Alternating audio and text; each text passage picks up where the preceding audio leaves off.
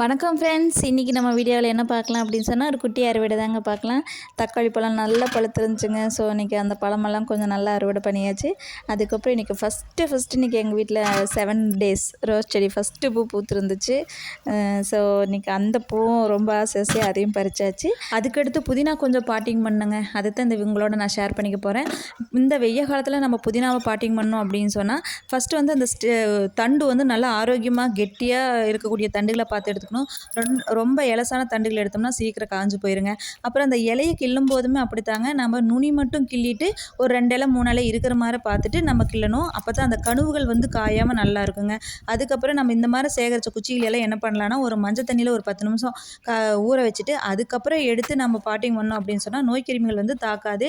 So இந்த video கண்டிப்பாக உங்களுக்கு எல்லாருக்குமே யூஸ்ஃபுல்லாக இருக்கும். இந்த வீடியோ பிடிச்சிருந்தால் மறக்காமல் லைக் பண்ணி ஷேர் பண்ணி சப்ஸ்கிரைப் பண்ணுங்கள். Thank you friends.